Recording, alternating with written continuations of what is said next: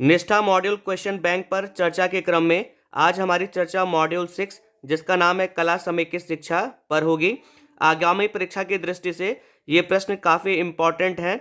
आपको एक जानकारी और देनी है कि निष्ठा के मॉड्यूल 1 से मॉड्यूल 18 तक के मुख्य प्रश्नों से संबंधित एक पीडीएफ हमें प्राप्त हुआ है, जो कि श्री पुष्पराज मसीह, जो एकीकृत शाला हाई स्कूल चल्दू के प्रधानाध्यापक हैं।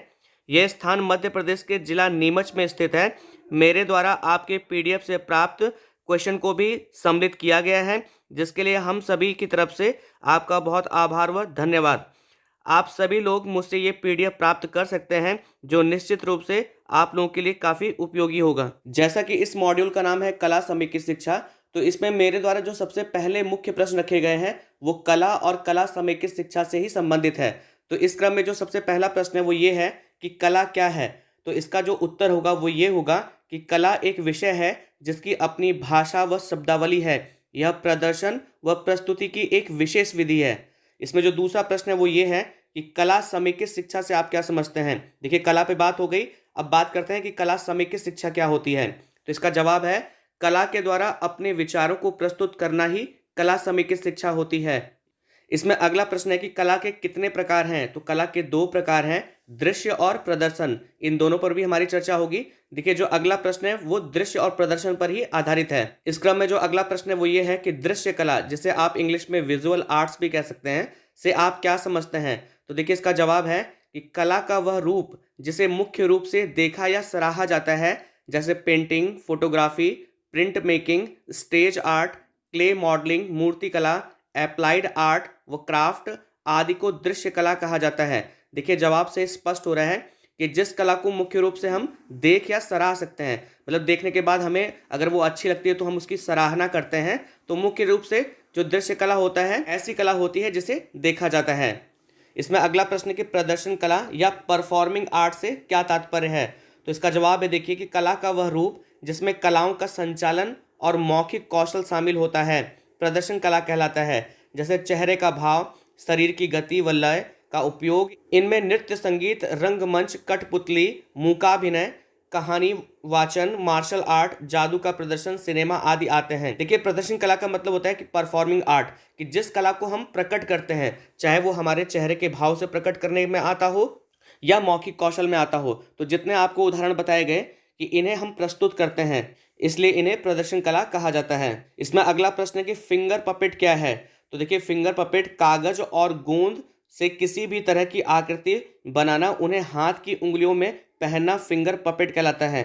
देखिए, ये कुछ एक तरह से टीएलएम होते हैं कि जो कागज या मोटे कागज से बनाए जाते हैं और उन्हें उंगलियों में पहनकर उसके माध्यम से बच्चों को पढ़ाया जाता है। इसमें अगला प्रश्न है कि टेराकोटा क्या है। तो देखिए, टेराकोटा, इसमें मिट्टी से बर्तन बनाने की कला शामिल होती है, कि जब हम बच्चों को मिट्टी से कुछ बर्तन बनवाते हैं तो वो जो कला होती है उसे टेराकोटा कहा जाता है। इसमें अगला प्रश्न है कि इस मॉड्यूल में किस विषय पर गतिविधि कराई गई है और वह गतिविधि क्या है। तो इसका जवाब है कि इस मॉड्यूल में बारिश का दिन विषय पर गतिविधि का वर्णन है और दोनों हाथों से बारिश की बूंदों की आवाज़ निकालने की गतिविधि है। जब आपने ये ट्रेनिंग प्राप्त की होगी तो इस गतिविधि के बारे में बताया गया था। इसमें अगला प्रश्न है कि मूल्यांकन को कितने चरणों में बांटा गया है। तो मूल्यांकन को 3 चरणों में बांटा गया है। इसमें देखिए, assessment as learning, assessment for learning और असेसमेंट ऑफ लर्निंग, यानी कि पहले में एज है, दूसरे में फॉर है और तीसरे में ऑफ है।